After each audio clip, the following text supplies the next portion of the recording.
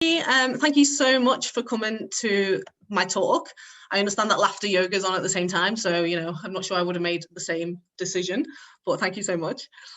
So this is the first conference I've ever spoken at, so I'm suitably nervous but feeling quite safe behind my laptop screen.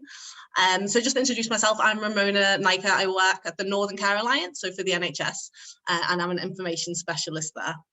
And so now that I've said my hellos, I'm just going to turn my camera off and share my screen with you.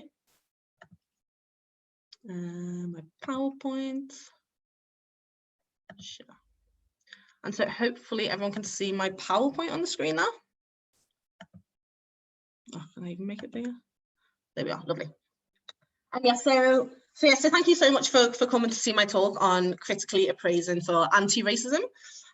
So I have only ever worked in healthcare libraries. So there is a very big healthcare focus on my talk today.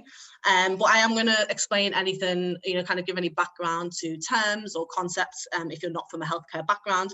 And also if you're not so familiar with critically appraising as well, I'll explain, what that is and why we do it as well. I popped my Twitter handle on the screen. It's @BakedBeanPizza, don't ask. So I'm quite mindful of the fact that it's going to be quite a big session, so we might not have a lot of time at the end for questions. So if you do have any questions for me, tag me in any posts, but I'm also reading the hashtag for CALC 2021, so so if you pop questions in there, I'll see them anyway.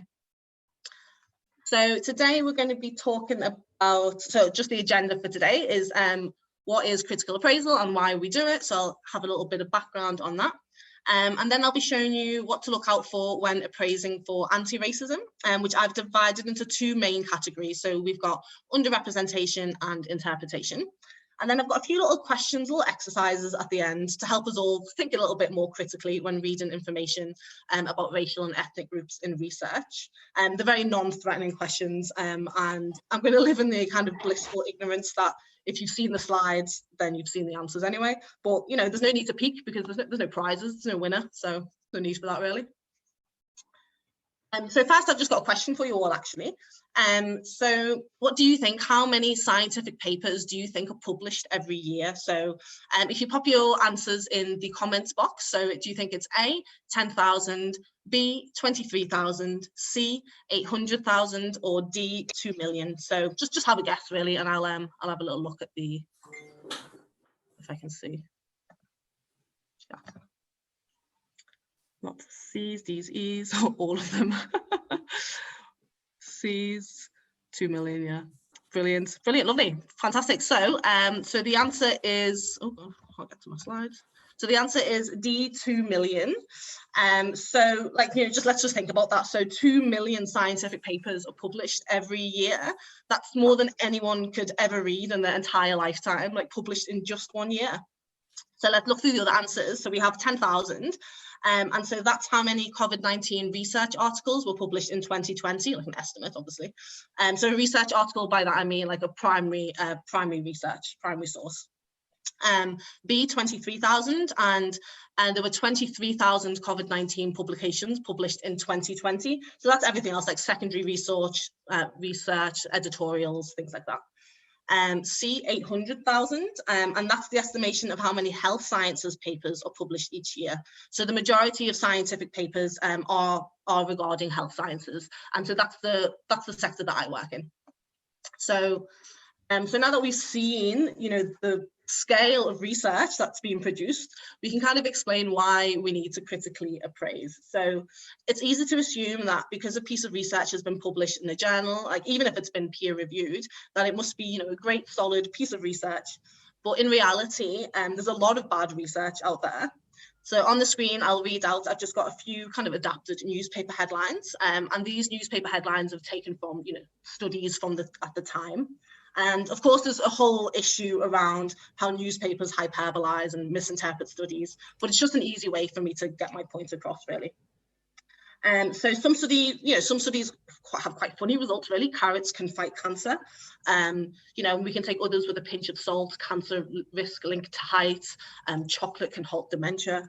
But then some studies, the results, they're quite dangerous, if they're incorrect. So, and in 1998, a study that we now know was fraudulent linked the MMR, so the measles, mumps and rubella vaccine, to autism. And that resulted in a decrease in vaccinations. And that's something that we still see today because of that study. So on top of research not always being reliable, not all research is relevant to us either, to our population or to our practice. And as an information specialist working for the NHS, I conduct literature searches for the best available evidence on any particular subject that's given to me. And I also teach critical appraisal. So that's essentially teaching how to read a research article and determine good and relevant evidence from the not so good and irrelevant evidence. And as you can imagine, in the NHS, where clinical decisions are made based on research, it is quite an important skill to have. So when we critically appraise, we look at 3 broad questions, and we're determining if a piece of research is relevant to our practice. So to give you a non-clinical example, if we're investigating new teaching methods to use in a state-run secondary school, it might not help to look at research based in primary schools or secondary schools in Japan, where the education system might be different, or secondary boys boarding schools even. And that research wouldn't really be applicable to our population of interest, which is students in a state-run secondary school. Second, we have the reliability of a study. So here we're looking at what are the results and do we believe them, basically. So there's a lot of factors to consider, but for the purpose of today, we're just going to focus on if the results were appropriately interpreted and addressed. And confirmation bias is a researcher's tendency to interpret evidence as confirmation of their own existing beliefs or theories. So that's going to come up later as well. And then lastly, were the results valid? So this question is based around the methodologies of a study and if they were appropriate for answering the study's research question, which I'm not going to talk about too much. But I do want to mention that sampling or selection bias comes into this. So who was chosen to be in the study? So for example, if a study was looking at causes of lung cancer in the whole of the UK, but all of its participants came from one area in London, and then there's a clear risk of bias there because, this small population might see different rates of lung cancer due to the pollution there or the rates of smokers, and it wouldn't be representative of the population that we're studying. So just briefly on how we critically appraise. So there are various tools, usually in the form of checklists, and that help us with critical appraisal, and they guide us through an article. And so they're designed to give us an understanding if the article was of high methodological quality, if it's relevant, and if it's trustworthy. So these tools, these checklists, they help us answer questions like, was the study outcome accurately measured to minimize bias, for example? And in research, bias has a slightly different meaning than the kind of everyday, and there are many types of bias. So it's basically any trend or deviation from the truth in data collection, data analysis, interpretation, and publication as well. And that can cause false conclusions. And they can occur either intentionally or unintentionally. Yeah, I won't talk about the other questions. So today I'm talking about critically appraising for anti-racism. So examining studies for potential racism, because I argue that this impacts on a piece of research's relevance, reliability, and validity, though it's not something that's really taught when we teach critical appraisal. And I just want to mention, just as a side note, that I'm going to be using the acronym turned word BAME, which stands for Black, Asian, Minority, Ethnic. But I do appreciate that not everybody really likes the use of this word as a grouping, because minorities within minority ethnic are kind of hidden. But this is also kind of why I am using it. Within the BAME umbrella, there's a huge amount of diversity, and research is conducted all over the world. So I found it kind of appropriate, but I do understand that not everybody's going to agree. So another little question for you. So in the US, what percentage of clinical trial participants are African American? So I realize I'm not giving you much context here, but just take a guess. Is it A, 5%, B, 13%, C, 67%, or D, 83%? And I think somebody needs to mute themselves because I can hear someone's phone going off, just FYI. I'm just going to check the answers in the chat. B, A, probably A, yeah. So yeah, lots of A's and B's. Obviously not going to be C or D. I think we're all wiser than that. B, yeah, wonderful. So the answer is, oh, can I get on here?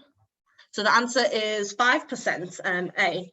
So to put that into context, we'll just have a look at the rest of the answers. So yeah, so 5% of clinical trial participants are African American, but actually African Americans make up 13% of the US population. So it's not very representative there. Caucasians make up 67% of the US population, but they account for around 83% of trial participants.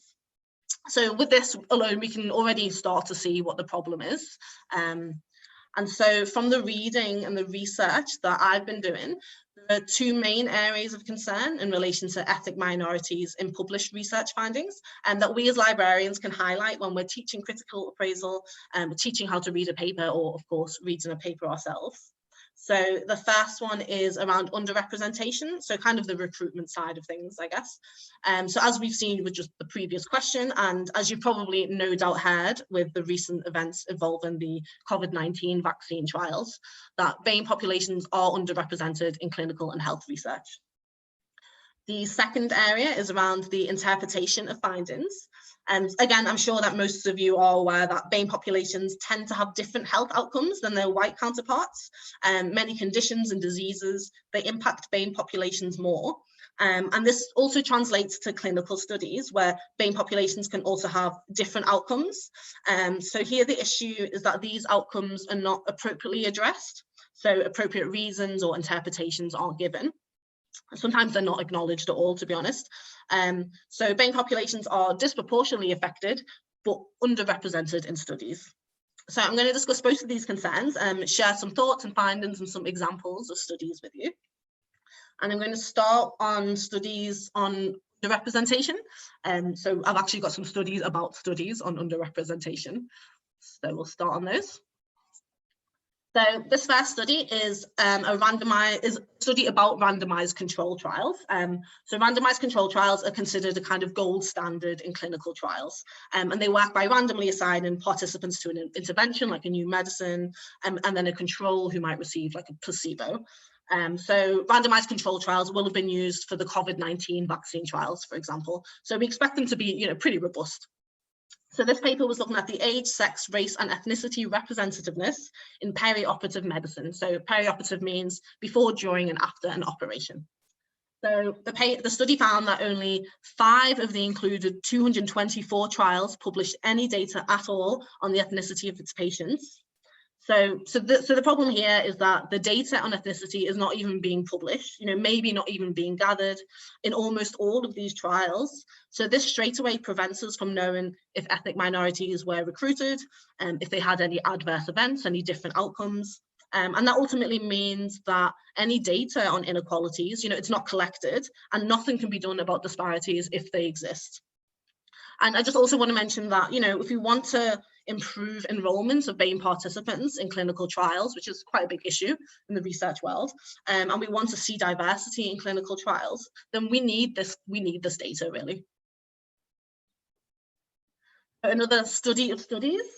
And all of the studies included in this review led to cancer drug approvals. So, quite high level studies here. So the paper looked at incidence and mortality of cancer within white, Asian, Black, and Hispanic populations, and then also the enrollment of these populations into cancer drug trials, which then led to cancer drug approvals. So ultimately, it found that in these trials, minorities were underrepresented. So we'll have a little walk through the chart on the screen. So we're going to start with the white populations.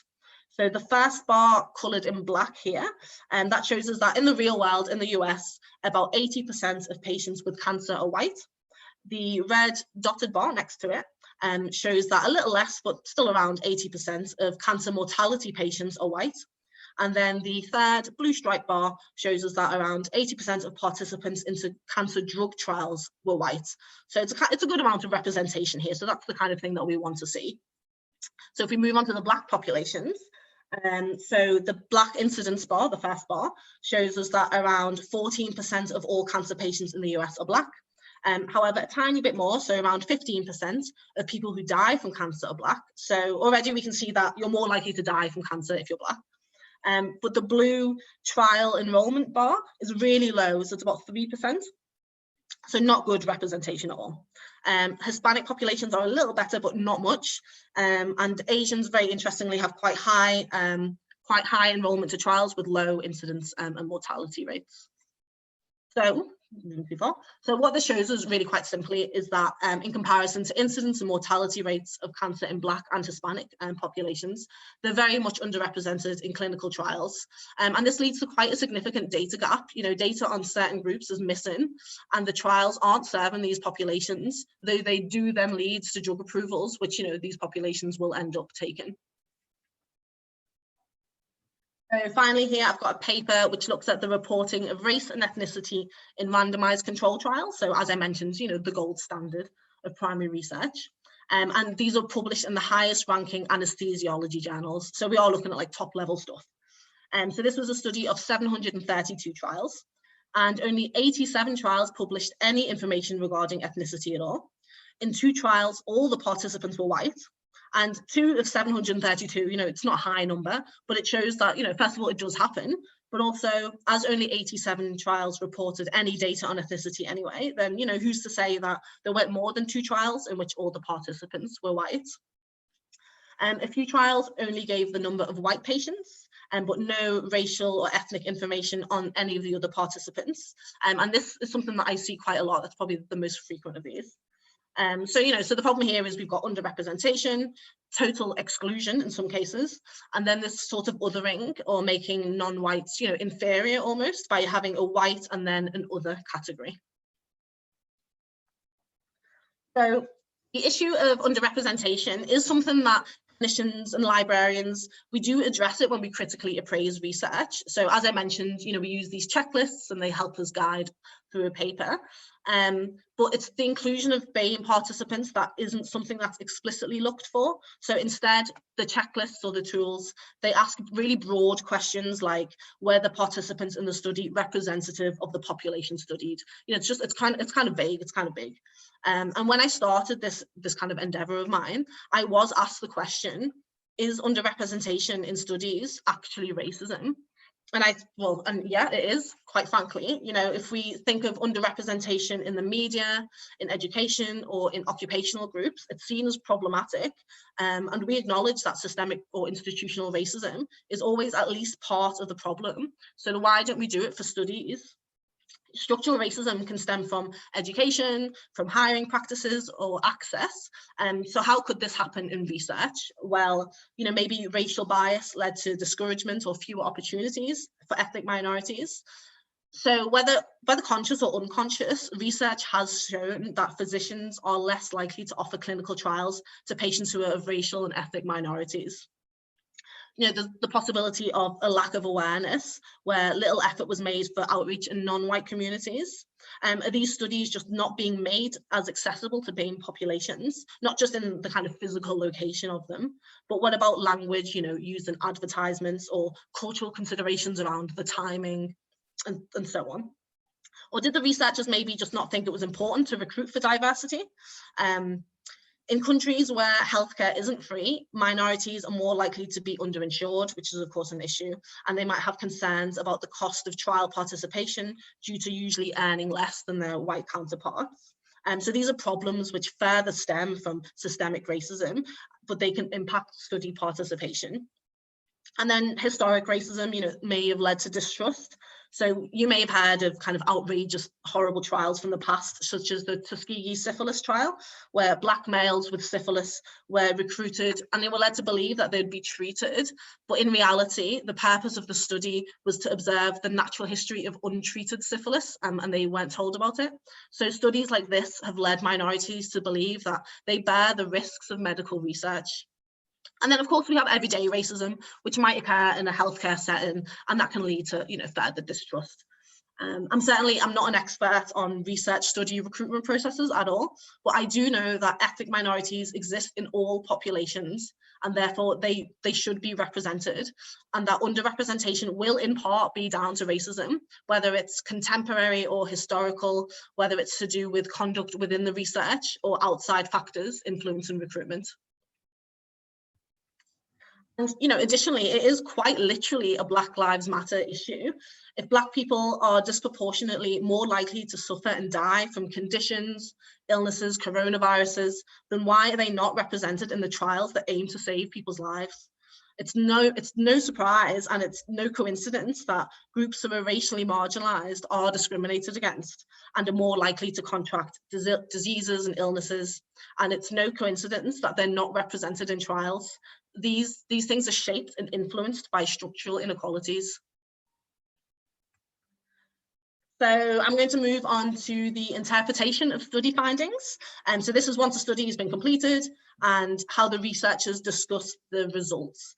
So namely how they interpret the differences in results between different ethnic groups. So I've got a quote for you, which I think kind of encapsulates the issue around interpretation. I'll read out for you.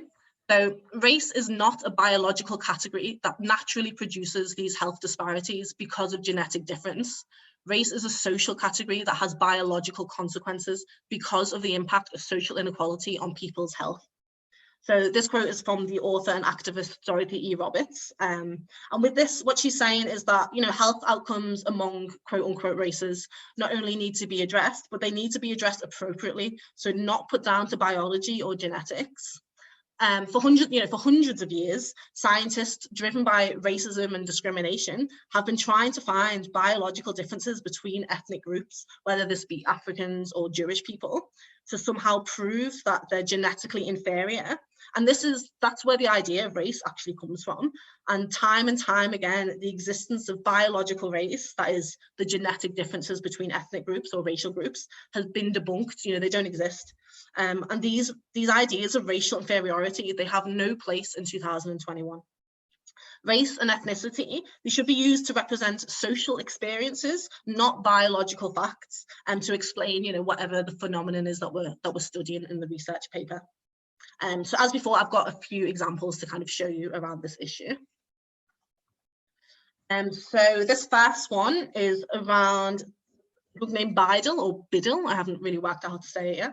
And this study by Exner et al., it in part led to the approval of this drug named Bridal, which was aimed at African-American heart failure patients. And it's part of quite a well-known series of studies regarding the treatment of hypertension in African Americans, and it is something that is still very kind of controversial today. So from the outset of this study, there was an assumption from the researchers of biological differences between Black and white people, and when it comes to hypertension. So when the study did see different outcomes for Black patients, it led researchers to accept their initial theory that Black patients responded less well to these ACE inhibitors. I'm not quite sure what ACE inhibitors are, but I think they're used to treat patients with hypertension. But actually, in the end, there was an error in their interpretation. So there was kind of confirmation bias in the study. You know, they were expecting to see differences and they saw them. So this drug named Bridal, aimed at African Americans, was produced. But a year after the publication of this, the authors revealed that their results regarding the response to these ACE inhibitors was somehow wrong when they analysed it in a different way. So really, these ACE inhibitors, they seem to be as effective in Black populations as, you know, in white populations too. So what happened is this drug was produced, aimed at African Americans, due to their apparent lack of ACE inhibitors, and it's still around today, and it works fine, and it works for white people too.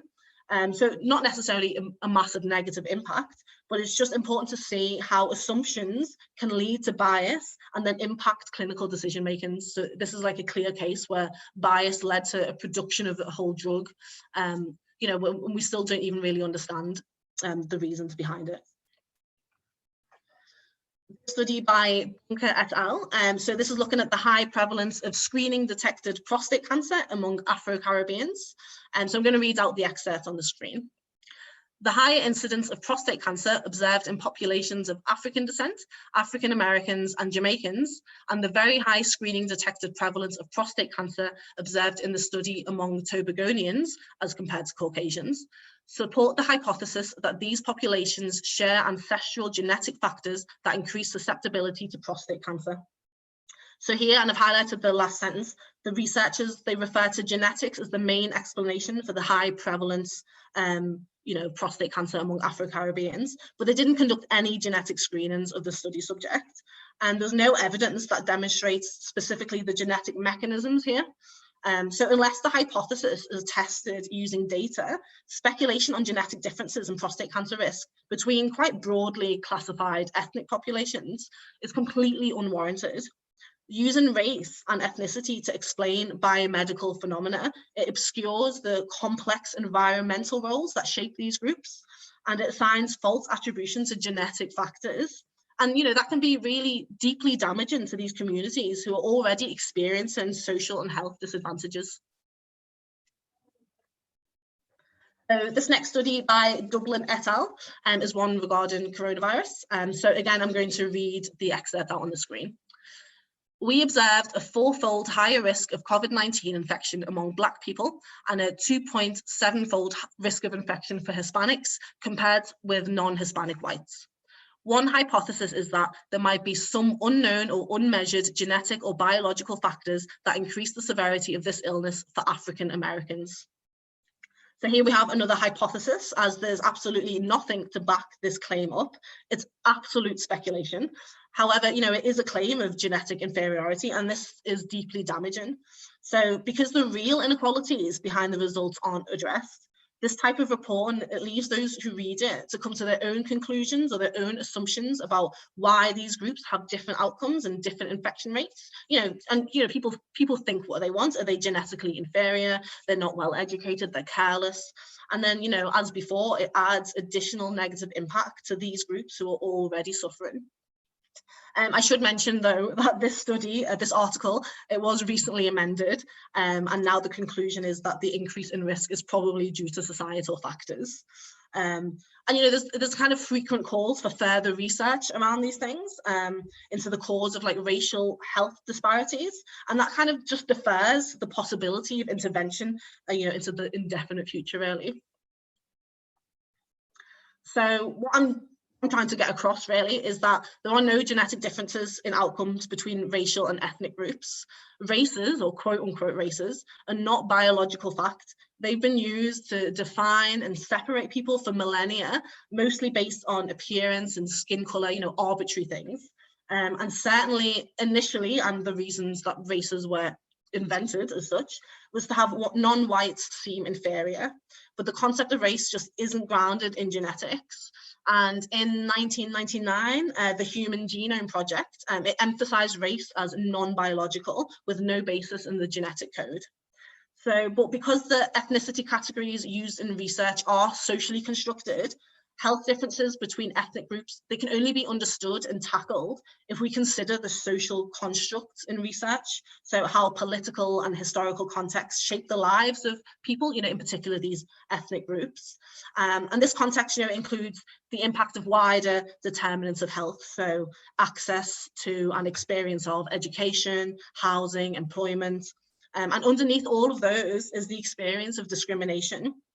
So understanding how structural, institutional, and interpersonal forms of racism together shape the experiences of minority ethnic groups is really important to consider in research outcomes. It's not to be ignored. So it's in the same way that race is not a cause for athleticism or intelligence. We have to consider cultures, environments, backgrounds, and so on. In published research, if researchers fail to highlight these wider determinants that I just mentioned, so by not naming racism, they risk resurrecting disproven theories about biological race. And blaming race for health outcome, it blames the affected patient really, and it gives the impression that there's just nothing that can be done about it, that racial disparities are a fact of life, and it doesn't really acknowledge the role that racism plays in the inequalities. Sometimes in papers, you'll see differences explained for reasons such as societal drivers, which is really just a sugarcoating. It means racism, but terms like this, they do obscure racism.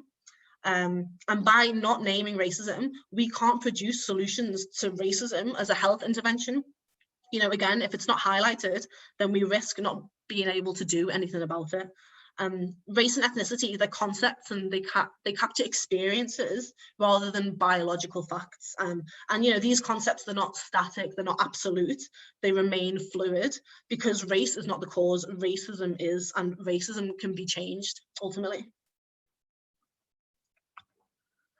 Another reason that research needs to name the reasons for disparities in studies is that down the line, tools are created based on these studies to help determine the line of treatment for patients. And these tools take into account the differences in outcome for BAME populations. So many of these race-adjusted or race-corrected kind of algorithm tools, and they guide decisions in a way that directs, or that might direct more attention and more resources to white patients than to members of racial and ethnic minorities. So on the screen, I'm going to read out, I've got details of the US Kidney Donor Risk Index. So this looks at factors at someone's suitability for kidney donation. So if we have a look at the variables, so we've got things like age, hypertension, cause of death, you know, kidney transplantations, things that we would expect to be a risk when it comes to kidney donors. And then at the bottom, we've got African American. So being African American is a risk for donating your kidney. So what this then does, so increases the predicted risk of kidney graft failure if the donor is African American. And then what that does ultimately, it will then reduce the pool of African American kidney donors in the United States. And as African American patients are more likely to receive kidneys from African American donors, you know, this tool has a negative impact on African Americans almost exclusively. So just another kind of similar tool to show you. So this is the National Cancer Institute Breast Cancer Risk Assessment Tool, also from the States. And this predicts the risk of having breast cancer, which will then ultimately lead to further referral for the patient. So if we're looking at the variables here, so here we have being white is the risk in this case, but this still manages to negatively impact non-whites. So if you're a white woman, this tool identifies you as being at risk of having breast cancer, which might then prompt further screening. So non-white women are less likely to be referred to further screening because they're not as high a risk as white. And yet we ask ourselves, you know, why are Black women 40% more likely to die from breast cancer than white women? So race-based adjustments, they're quite routine in certain diagnostic algorithms, because of course they're based on clinical studies.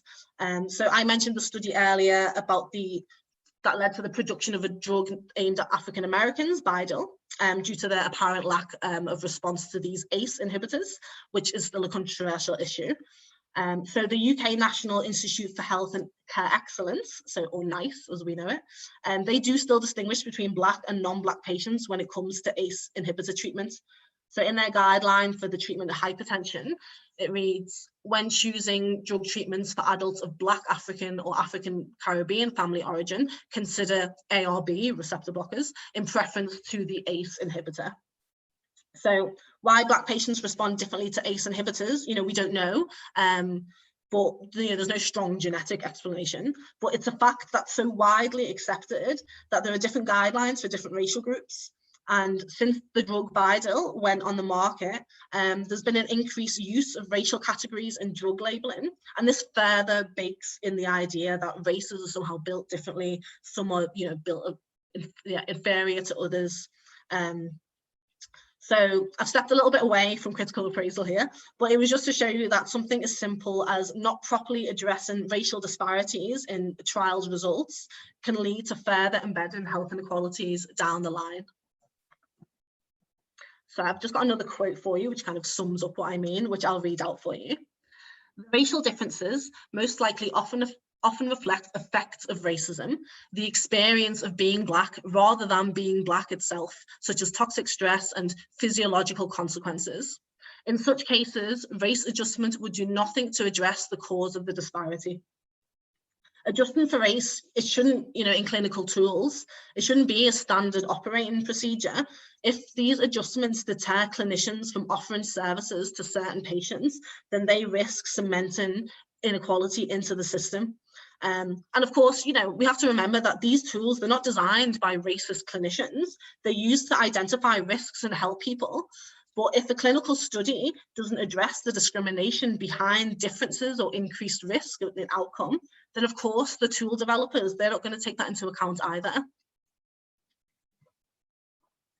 So some of my recommendations of issues to keep in mind when you're appraising research or you're teaching how to appraise research. So I just want to say that although my talk has obviously got a huge clinical healthcare focus, I do hope that this is something that is transferable to non-clinical or non-healthcare research, and I'd be really interested in hearing your thoughts about that actually. But yeah, so to the question. So the first question to ask yourself or to teach is, have BAME participants been recruited? Because they should be. You know, despite the lack of biological evidence to support the concepts of race and ethnicity, the intentional use of the variable is necessary to generate accurate interpretation of research findings. And it, you know, helps prevent additional bias and mitigate stereotypes as well. And, you know, additionally, ethnic minorities exist in all populations and they should be included in all relevant research. And if not, you know, if it wasn't possible, just give an explanation, tell us why. Additionally, we should see complete and accurate race and ethnicity data, you know, which maximizes the data richness, not just report the findings on white participants and then the rest of the populations. You know, this places white populations as a kind of priority. So the second question is, to ask yourself is the sample of BAME participants representative? So not just of the general population, but, you know, BAME populations can be disproportionately impacted by certain conditions. So that should be kept in mind too. Are the differences in outcome reported, appropriately interpreted and addressed? So look out for claims about casual links between race and outcome. So researchers, they should provide a thorough interpretation of results beyond, you know, simply reporting the links between two things. Otherwise, they risk influencing how individuals under the study groups are perceived, and then this may perpetuate stereotypes, discrimination, and prejudice. We should expect adequate attention to be paid to the different experiences that different ethnic groups have. So the interpretation of findings from studies and ideally the methods used in the analysis should be informed by all the available relevant evidence. So this includes evidence of racism and evidence from people with lived experience of being from a minority ethnic background. And of course, question genetic interpretations of race, because suppositions like that are not grounded in science and they promote the idea of racial inferiority and instead name racism. And then, has race been assigned as a risk factor? So researchers, they might stratify data by race or ethnicity, but then fail to interpret or discuss their findings based on, you know, potential racial or ethnic associated differences. And this kind of additional step, it shows the true significance of the findings, and then that helps authors avoid suggesting assigning race as a risk factor. So while race and ethnicity might be significantly associated with an outcome, the presentation of the results alone, it doesn't capture the social nuance of the experience. And research findings, they can have unintended consequences. So it is important to be mindful of how the results using race and ethnicity are interpreted. So when race is assigned as a risk, then clinicians, then we risk clinicians inserting race as a risk factor into their tools.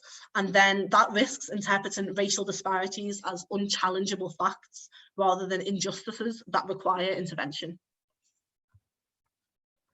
So in the spirit of keeping things a bit interactive, I just thought we could have a look at a few study excerpts and then just identify the problem. So just pop the comments into the comments section. So of course, I just want to say that there's a few issues with just critically appraising a couple of sentences. And, we do usually need the context of the whole piece of research. And so I've just picked out a few kind of simple examples for us to have a look at. So I've got a nice, easy one to begin with. So I've got a study patient characteristics table, and this is from a study which was looking at patients with diabetic neuropathy. So this was caused by diabetes. And I've just popped a sticky note on the side because it's worth mentioning that people of Black origin are up to 3 times more likely to develop type 2 diabetes than people of white European origin. So I'm going to read out the contents of the table. So in this study, the average age of the participants was 57.7 years old. We're given sex, we're given male, 50%, race, white, 100%, ethnicity, white, 100%. So if there's any ideas, what is the problem here with the study participants, just pop your ideas into the comments. If you don't want to make them public, you can just hide them just to me, and I'll just see them then. So I'm just gonna have a little look at these and give you a couple of seconds to answer. Brilliant. Yeah, so we've got, yeah, only white participants, 100% white. Yeah, so it's a pretty easy one. Wasn't that difficult for us. But yeah, so let me just get rid of this. So yeah, so there's total exclusion of any racial or ethnic group other than white. And as I popped on there, you know, diabetes disproportionately impacts Black people, so their inclusion in the study, you know, is just quite important. Although, you know, my talk is about race, but, you know, it is also an issue that we're also only given the sex male 50% as well, just as a side note. Obviously, this kind of tells us that they've divided into two categories, male and female, and there's all sorts of issues around that as well. Lovely. So next we have a diet study. So this was a randomized control trial, and it was looking at the impact of a vegetarian diet and the treatment preferences for overweight and obese adults. So again, I'm going to read out the patient characteristics of the study. So the study had 176 participants. The average age was 44. Formal education in years was 15. I'm not quite sure what that means, maybe the average. Female participants, 86.93. White participants, 70.5. Married or living with partner, 63.06. And employed were 164 of the participants. So again, pop your answers into the comments if you have any ideas about, you know, what the issue is around here. And I'm just going to have a little look at those. Yeah, so 2 female, 2 white, 2 employed, brilliant. Yeah, exactly. So we've got women are overrepresented massively, definitely.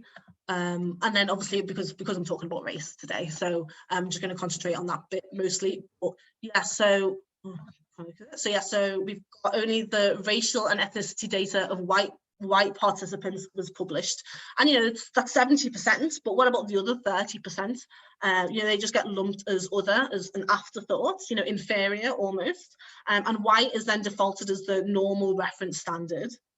Also, I think that's something as culturally important as food and would warrant further investigation into the kind of different kind of ethnic or cultural behaviours around diets, because I imagine that would have an impact on this study. But in any case, they did collect data on ethnicity, or at least they did for the white populations, but they've only given us the ethnicity data of white participants. So next I have a study which was looking at the safety and efficacy of the COVID-19 Pfizer vaccine. So I've also popped to the population of the US divided into broad ethnic categories, just for context, so that wasn't part of the study. But I should also say that this study was completed over a few different countries, including countries with low white populations such as Brazil and countries with high white populations such as Russia. So again, I'm going to read out the excerpt. So among the 37,706 participants, 49% were female, 83% were white, 9% were Black or African American, 4% were Asian, 28% were Hispanic or Latinx. And then just for context, the US population in percentages: white 73.6, Black 12.3, Asian 5.9, and Hispanic and Latinx. So if anyone's kind of got any ideas around, you know, what might be the problem here, again, just pop it in the comments section. We'll have a look at those. Right, let me just. Well, it's not easy. Just looking at the comments all the time. Where am I? Sorry, it's just technology is not my forte. Right, yeah. So white and Hispanic are overrepresented. Black vastly underrepresented. Yeah, Black underrepresented. So yeah, so we get the definitely brilliant. So let me just move on. So yeah, the underrepresentation of Black or African American and Asian participants when compared to the US total population. Oh, sorry, just give me 1 second. I'm just getting myself all a little bit muddled. So you know, so 9 to 12, so we have 9% were Black or African American and 12% is the actual population. And it doesn't seem like a huge difference, but relatively it's the 25% difference. And additionally, African Americans are more likely to get COVID-19. They're almost 3 times more likely to be hospitalized from coronavirus. almost twice as likely to die from coronavirus. So there's further underrepresentation of the study population as well as the general population. Right, so this is a cancer study. The study itself was actually looking at throat cancer, but it just contained this excerpt regarding cervical cancer.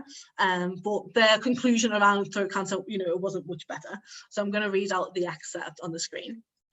Black women unquestionably have an increased incidence of and mortality from cervical cancer, but the biological, socioeconomic, or cultural reasons for this are unknown. We've also been given the racial categories for the throat cancer study, which was part of this paper, and that is the categories were Black, white, and other. So again, if you have any ideas of what might be the problem, you can identify the issue there, then do pop it into the comments section. I've highlighted the bit to give you a little bit of a clue. And I'm just going to have a little look at the chat. Yeah, so yeah, unquestionably so the term unquestionably it's a little bit like as a fact. It's been presented as a fact, and then we've got this other black, white, other again, like what is other? Brilliant. So I'm just going to move on to the next slide. Yeah, so we've also got like this. It's been very speculative without investigating into the claims. So it suggests biological differences. And that it's just a kind of unquestionable fact that Black women should have higher cervical cancer incidence and mortality rates. And that kind of, it kind of suggests that some races are just biologically problematic, really. There's also the use of cultural reasons, which I find a bit problematic for explaining, especially mortality rates. It's incredibly othering. I'll just show you the screen again. It's incredibly othering, and it suggests that health services can't serve diverse cultures in a way that almost blames the patient's cultures. It might not be meant in a hostile way, but it is kind of subtle stereotyping. And then, yeah, again, we can see from the categories the use of other for non-Black or non-white populations, which makes all the other included participants kind of an afterthought. So this next one, I do just want to give a bit of a warning. It is particularly offensive. Yeah, just so that you are aware. So this study is from 2002, and I'm just going to read the excerpt out from the screen. So it's a study on intelligence. The relation between skin colour and intelligence was examined in a representative sample of 430 adult African Americans. A statistically significant positive correlation of 0.17 was obtained between light skin colour and intelligence. It is proposed that the results support the hypothesis that the level of intelligence in African Americans is significantly determined by the proportion of Caucasian genes. I don't need to tell you what the issue is with that, but if you do want to have it, if you do have any suggestions, then again, just pop them in the comments section. I'll have a little read of those. Yeah, just everything. Absolutely, it is just unbelievable. And this study's from 2002. It's not even like it's from like the 50s. It's unbelievable. How did that get published exactly? In 2002. And I was looking for some sort of like retractment statement from this publication, but there's nothing. It's out there. It's out there for us all to read. So let me just go through the answers. So yeah, there are a million things wrong with the study. I'm not even including the outright racism. The whole study is just an absolute mess. So first of all, correlation is not causation. So that just means that just because two things correlate, it does not necessarily mean that one causes the other. So here the researchers, they attributed a causal relationship between skin color and intelligence and between these correlating statistics. Though obviously skin color is no measure of intelligence. And so confirmation bias, you might remember me mentioning that earlier, which is essentially where a researcher sees what he wants to see. This researcher is obviously racist and is making incredibly racist claims and interpreting or manipulating really the data to back up his absolutely ridiculous hypothesis. So it's absolutely disgusting. It's a horrible study. Now that we've seen the horrors that are out there, next slide, lovely. So hopefully after this, you all have a bit of a different lens when reading research, a bit more critical when it comes to its BAME participants. And so my call to action for you all when reading research is to check that BAME participants have been recruited and that they're representative of the study and of the wider population. Make sure that ethnicity that the ethnicity data on BAME participants is full and accurate. You know, we don't want to see white and other. And in fact, most of the time, ethnicity groups, they're just too broad. You know, we've got like Black, Asian, white. So I'm a mixed race individual, and I instantly think like, where do I fit in this study? What would I get put under? Where are the mixed populations most of the time? We should expect a full interpretation of differences in outcome between ethnic or racial groups, including the impact of discrimination, which prevents race being itself being assigned as a risk factor. And then, of course, again, question genetic interpretations of race. So yeah, thank you so much for listening to my talk.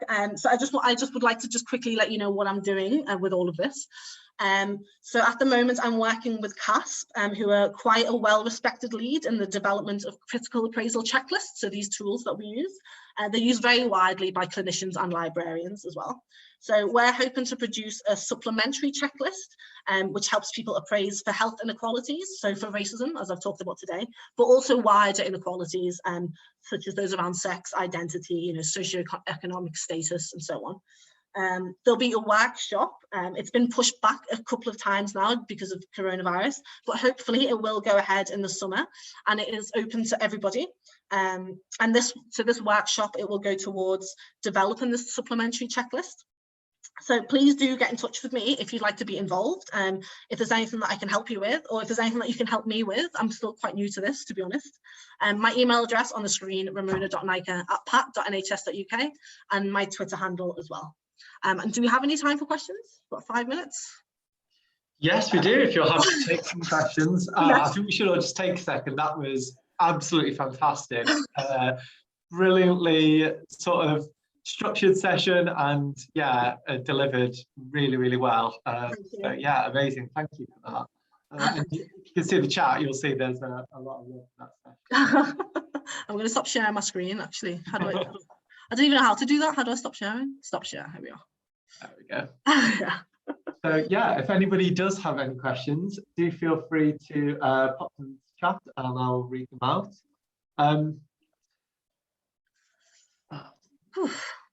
Well, yeah, take a breath, take a moment. Brilliant. If anyone doesn't have any questions now, that's fine, but you know, do feel free to contact me.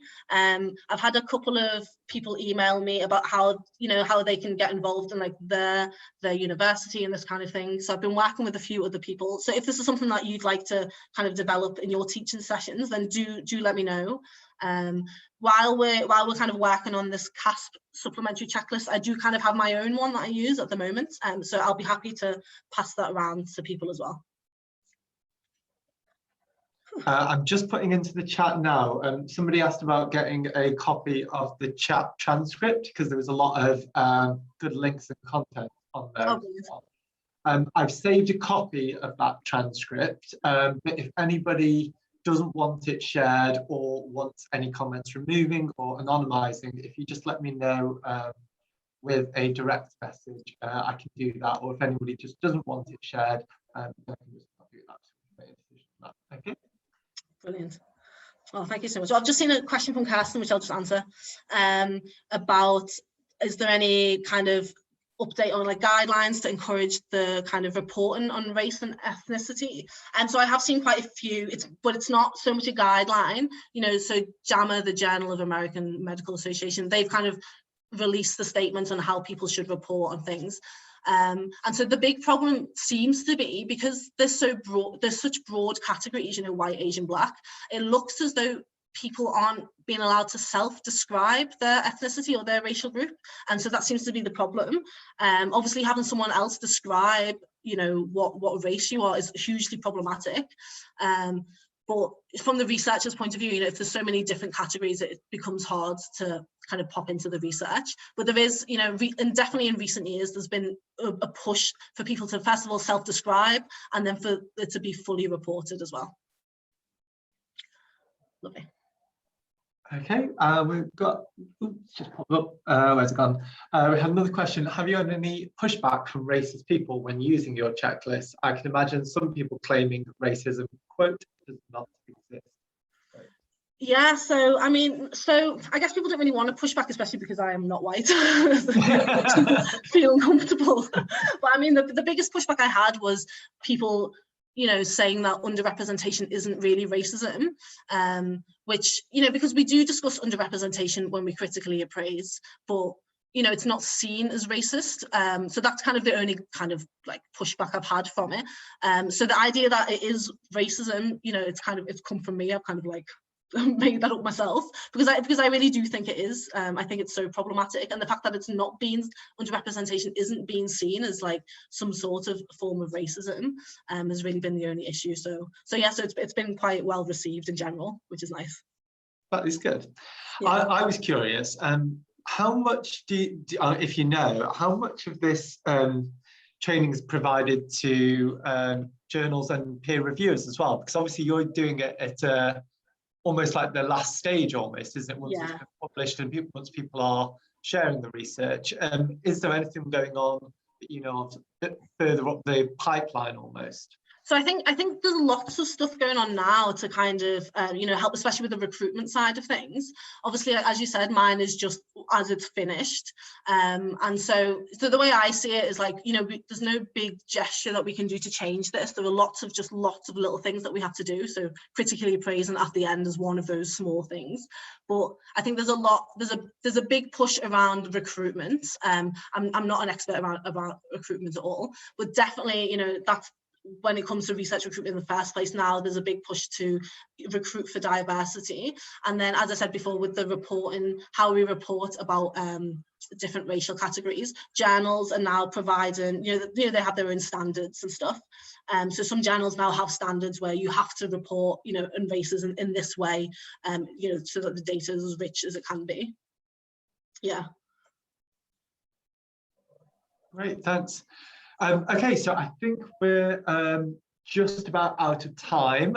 So thank you again for a really, really brilliant session, and thank you for your time and your expertise and your enthusiasm on this topic. It's been really humbling listening to you talk about this, and it's great. Thank you so much. Thank you. So I'm going to stop the recording there. And we have another quick break now, 15-minute break before we get to our last parallel sessions for today. So